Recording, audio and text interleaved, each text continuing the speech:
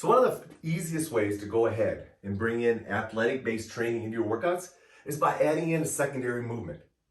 And when we talk about adding in secondary movements, that is truly how our body functions.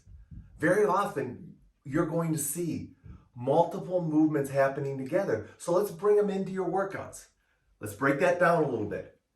First way to go ahead and bring in secondary movements is to go ahead and bring in low impact secondary movements. What do I mean by that? Probably going to go ahead and bring in some type of squat to an overhead movement or some type of reach to a lower body movement. Let me show you what I mean. As an example, I'm going to go ahead and do my overhead press. And I'm going to come in here, I'm going to drop into a little bit of a squat and go ahead and overhead press.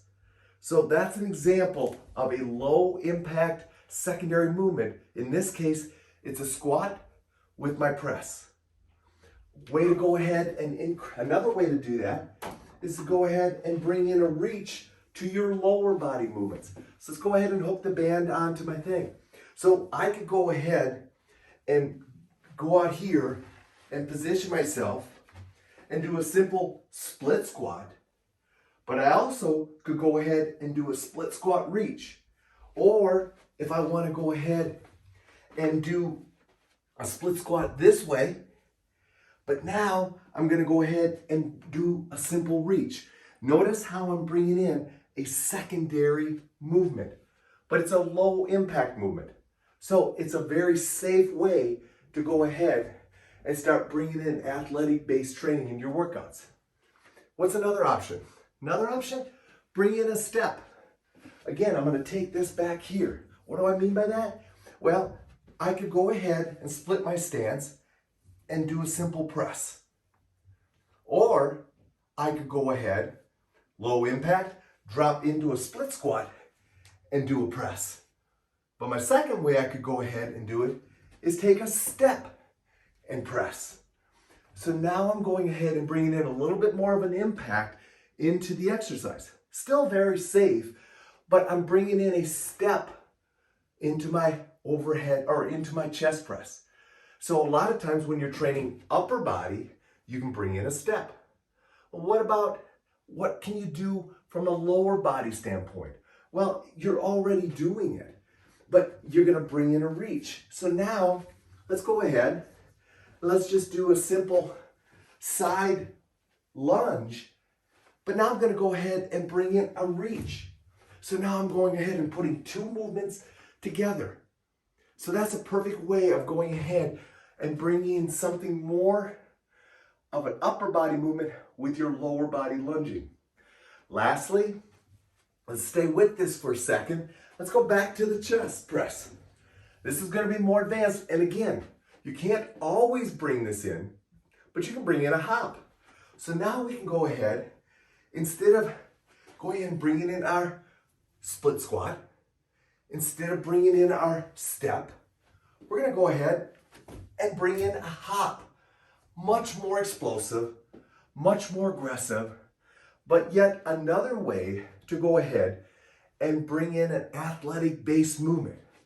So now, here's some keys to going ahead and bringing in those three levels of movement. Either a secondary movement where you're bringing in a squat or a reach, a secondary movement where you're bringing in a step, a secondary movement where you're bringing in a hop.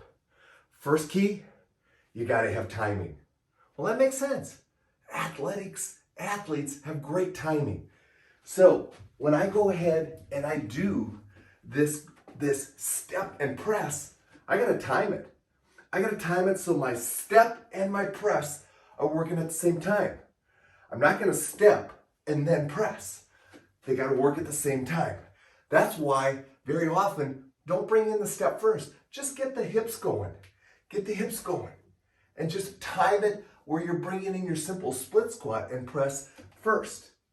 And obviously then when we go to the hop, it's got to be very explosive, but the timing has got to be perfect. So timing is going to be key when you start bringing in secondary movements.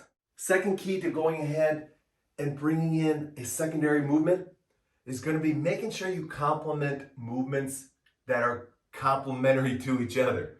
Let me show you what I mean. So if I'm going to go ahead and let's take that same simple chest press.